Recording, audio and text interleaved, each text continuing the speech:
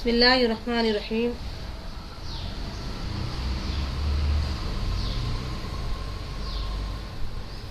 قرآن مجید کی روشنی میں جو نواحی ہے،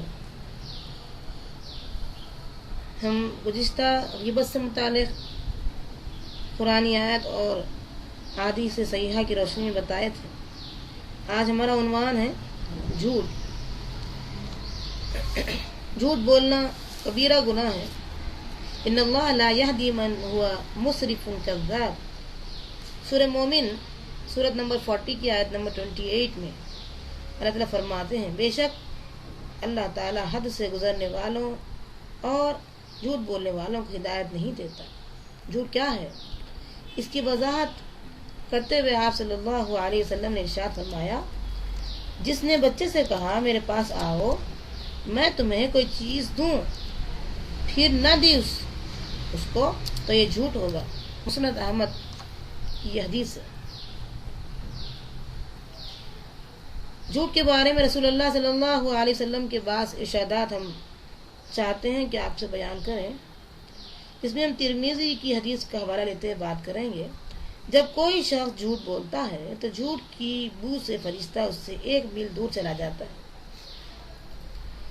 جھوٹ سے بچو، اس لیے کہ جھوٹ نافرمانیوں کی طرف لے جاتا ہے اور نافرمانی جہنم میں لے جاتی ہے۔ بخاری کی حدیث ہے۔ وہ شخص برباد ہو گیا جو لوگوں کو ہنسانے کے لیے جھوٹ بولتا ہے۔ اس کے لیے جہنم ہے، اس کے لیے جہنم ہے۔ ترمذی کی حدیث ہے۔ جھوٹ عبادت کے اجر و ثواب کو ضائع کر دیتا ہے۔ آپ صلی اللہ علیہ وسلم کا ارشاد مبارک ہے، روزے دار جھوٹ بولنا اور اس پر عمل کرنا نہ چھوڑے تو اللہ تعالیٰ اس کو اس روزے کا کوئی ثواب نہیں دے گا،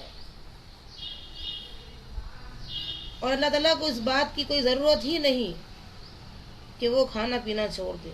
بخاری کی حدیث ہے۔ کبیرہ گناہوں میں سے سب سے بڑے گناہ یہ ہیں: شرک، والدین کی نافرمانی، جھوٹی گواہی، جھوٹی بات۔ مسلم کی حدیث ہے۔ قیامت کے روز اللہ تعالیٰ 3 آدمیوں کی طرف نظر کرم نہیں فرمائے گا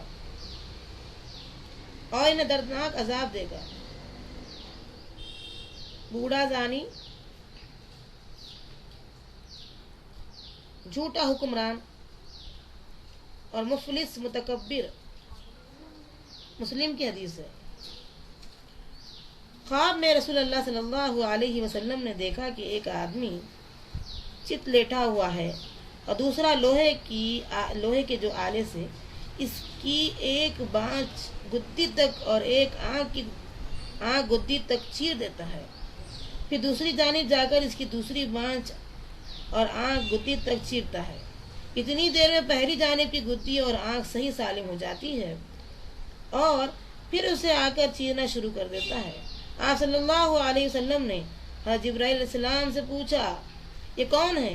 حضرت جبرائیل علیہ السلام نے بتایا، یہ وہ شخص ہے جو صبح کے وقت اپنے گھر سے نکل جاتا اور جھوٹ بولتا پھرتا، پھر وہ جھوٹ ساری دنیا میں پھیل جاتا تھا۔ بخاری۔ اللہ سے دعا کریں اللہ تعالیٰ ہم سب کو اس جھوٹ سے بچائے رکھنا۔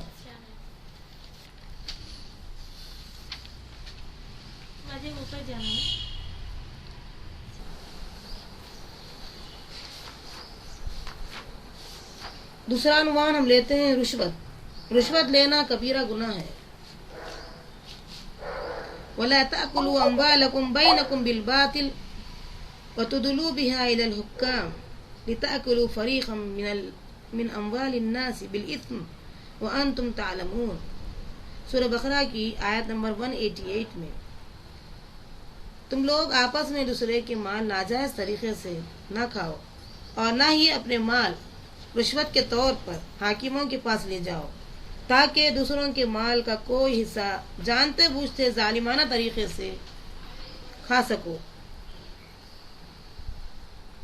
رشوت کے بارے میں ہم حدیث جاننے، رشوت دینے اور لینے والے پر اللہ کی لعنت ہے۔ ابن ماجہ کی حدیث ہے۔ فیصلہ کرنے کے بعد اور کرنے کے لیے رشوت لینے اور دینے والے پر اللہ نے لعنت فرمائی۔ جس نے فیصلہ کرنے کے لیے رشوت لی وہ رشوت اس کے اور جنت کے درمیان حائل ہو جائے گی۔ جس قوم میں رشوت عام ہو جاتی ہے وہ قوم کفار سے مرغوبیت میں مبتلا کرتی جاتی ہے، یعنی ان پر رعب ہو جاتا ہے، رعب ڈال دیا جاتا ہے، ان کا ڈر خوف بڑھ جاتا ہے، عاجز کر دی جاتی ہے ان کے سامنے۔ مسند احمد کی حدیث ہے۔ حرام کی کمائی کے بارے میں آپ صلی اللہ علیہ وسلم نے جو ارشاد فرمایا ہے، حرام کی کمائی سے پلا ہوا گوشت جنت میں نہیں جائے گا، جو گوشت حرام سے پلا ہے وہ جہنم ہی کے لائق ہے۔ مسند احمد کی حدیث ہے۔ حرام مال سے اللہ تعالیٰ صدقہ قبول نہیں فرماتا۔ مسند احمد کی حدیث سے۔ جس شخص نے ایک کپڑا 10 درہم میں خریدا اور اس میں 1 درہم حرام کا تھا، جب تک وہ کپڑا اس کے جسم پر رہے گا اس وقت تک اللہ تعالیٰ اس کی نماز قبول نہیں کرے گا۔ مسند احمد کی حدیث ہے۔ ایک شخص طویل سفر کر کے غبار آلود پراگندہ بالوں کے ساتھ حج کے لیے آتا ہے اور دونوں ہاتھ آسمان کی طرف پھیلا کر دعا کرتا ہے، اے میرے رب، اے میرے رب، اور حال یہ ہے کہ اس کا کھانا پینا اور پہننا سب حرام مال سے ہے، حرام مال سے ہی اس کی پرورش ہوئی ہے، ایسے شخص کی دعا کیسے قبول ہو؟ مسلم کی حدیث۔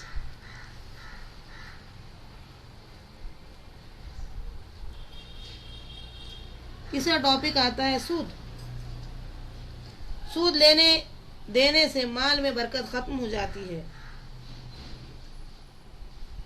یمحق اللہ الربا ویربی الصدقات واللہ لا يحب كل کفار اثیم۔ سورہ بقرہ آیت نمبر 276۔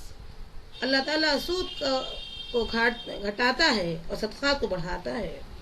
اللہ تعالیٰ ناشکر اور گناہگار بندے کو پسند نہیں کرتا۔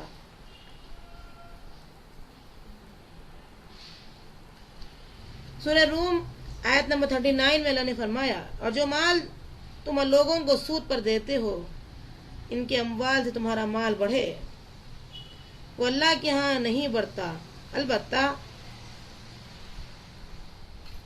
جو زکوٰۃ تم اللہ کی رضا کے لیے دیتے ہو وہی لوگ در حقیقت اپنے اموال بڑھاتے ہیں۔ سود کی رقم وصول کرنا منع ہے۔ اے لوگو جو ایمان لائے ہو اللہ سے ڈرتے رہو۔ اگر تم واقعی مومن ہو تو ایمان لانے کے بعد باقی جو سود رہ گیا ہے وہ چھوڑ دو۔ سورہ بقرہ آیت نمبر 278۔ معاشی نظام سود پر چلانے والوں کے خلاف اللہ اس کے رسول صلی اللہ علیہ وسلم کا اعلان جنگ ہے۔ سورہ بقرہ کی آیت نمبر 279 میں، پس اگر تم سود لینا دینا بند نہیں کرو گے تو پھر آگاہ ہو اللہ اور اس کے رسول کی طرف سے تمہارے خلاف اعلان جنگ ہے۔ ہاں اگر توبہ کر لو تو اصل سرمایہ تم لے سکتے ہو، نہ ظلم کرو اور نہ ظلم کیے جاؤ۔ سود لینے اور دینے والوں کے لیے آخرت میں دردناک عذاب ہے۔ سورہ نساء کی آیت نمبر 181 میں، سود جس سے انہیں یعنی یہودیوں کو منع کیا گیا تھا لینے کی وجہ سے اور لوگوں کا مال حرام طریقے سے کھانے کی وجہ سے ہم نے بہت سی پاکیزہ چیزیں ان پر حرام کر دیں جو پہلے حلال تھیں، اور ان میں سے جو کافر ہیں ان کے لیے دردناک عذاب ہے۔ سود کھانے والے اپنے خبروں سے باولے کتے کی طرح مخبوط الحواس بن کر اٹھیں گے۔ سود خور مسلمان طویل مدت تک جہنم میں رہیں گے۔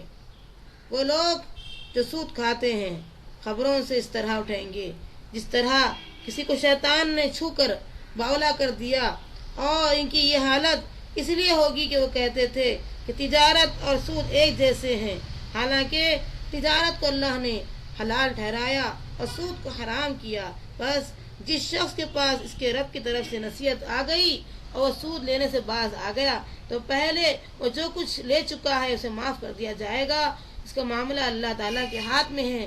لیکن جس نے نصیحت آنے کے بعد بھی سود لیا تو ایسے لوگ جہنمی ہیں اور وہ جہنم میں ہمیشہ رہیں گے۔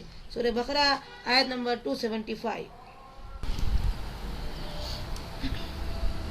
سود کے بارے میں رسول اکرم صلی اللہ علیہ وسلم کے ارشاد مبارک ہے، آپ نے فرمایا سود لینے والے پر، اس کی تحریر کرنے والے پر یعنی لکھنے والے پر اور اس کے گواہوں پر لعنت ہے، یہ سب کے سب گناہ برابر کے شریک ہیں۔ مسلم کی حدیث ہے۔ سود 1 درہم جانتے بوجھتے کھانے کا گناہ 36 مرتبہ زنا کے گناہ سے زیادہ ہے۔ سود کے گناہ کی 70 قسمیں ہیں، ان میں سب سے کمتر درجے کا گناہ اپنی ماں سے زنا کرنا ہے۔ ابن ماجہ کی حدیث ہے۔ ابھی جو ہم بتائیں وہ 36 مرتبہ زنا کے گناہ سے زیادہ ہیں۔ مسند احمد کی حدیث ہے۔ سود کا مال خواہ کسی کے پاس کتنا زیادہ ہی کیوں نہ ہو، وہ گھٹ جاتا ہے، یعنی اس سے برکت ختم کر دی جاتی ہے۔ ابن ماجہ کی حدیث ہے۔ جس قوم میں سود عام ہو جاتا ہے وہ قوم قحط سالی میں مبتلا کر دی جاتی ہے۔ مسند احمد کی حدیث ہے۔ آپ صلی اللہ علیہ وسلم نے فرمایا، معراج کی رات میں نے ایک آدمی کو خون کی نہر میں دیکھا، جبکہ دوسرا آدمی نہر کنارے پر پتھر لیے کھڑا ہے۔ جب نہر کے اندر والا آدمی باہر نکلنا چاہتا ہے تو کنارے پر کھڑا ہوا آدمی پتھر اس کے منہ پر مارتا ہے اور وہ چیختا چلاتا ہے، واپس پلٹ جاتا ہے۔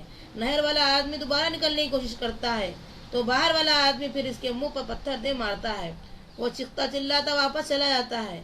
آپ صلی اللہ علیہ وسلم کے دریافت فرمانے پر جبرائیل علیہ السلام نے فرمایا، یہ سود خور ہیں۔ بخاری کی حدیث ہے۔ جب زنا اور سود کسی بستی میں عام ہو جائیں تو اس بستی پر اللہ کا عذاب نازل ہوتا ہے۔ یہ حاکم و طبرانی کی حدیث ہے۔ معراج کی رات رسول اللہ صلی اللہ علیہ وسلم نے بعض لوگوں کو دیکھا جن کے پیٹ مکان کی طرح بڑے بڑے ہیں اور ان میں سانپ ہی سانپ بھرے ہوئے ہیں۔ آپ نے دریافت فرمایا تو جبرائیل علیہ السلام نے فرمایا، یہ سود خور ہیں۔ مسند احمد اور ابن ماجہ کی حدیث ہے۔ اس ذات کی قسم جس کے ہاتھ میں محمد صلی اللہ علیہ وسلم کی جان ہے، میری امت کے کچھ لوگ فخر و غرور اور کھیل تماشے میں رات بسر کریں گے، لیکن صبح کے وقت بندر اور سور بنے ہوں گے، حرام کو حلال ٹھہرانے والے ہوں گے، گانے والیوں کے عام ہونے، شراب پینے، سود کھانے اور ریشم پہننے کی وجہ سے۔ مسند احمد کی حدیث ہے۔ ہلاک کرنے والے 7 گناہوں میں سے ایک گناہ سود ہے۔ بخاری کی حدیث ہے۔ 4 قسم کے لوگوں کو اللہ تعالیٰ جنت میں داخل نہیں فرمائے گا: شرابی کو، سود خور کو، یتیم کا مال کھانے والے اور والدین کی نافرمانی کرنے والے کو۔ حاکم کی حدیث ہے۔ کوئی آدمی خواہ کتنا ہی سود سمیٹ لے، انجام کار اس کا نتیجہ قلت ہی ہے، یعنی اس کے مال میں برکت نہیں ہوگی۔ حاکم کی حدیث ہے۔ اللہ تعالیٰ ہم سب کو ان تمام گناہوں سے اور برے اوصاف سے بچائے رکھے۔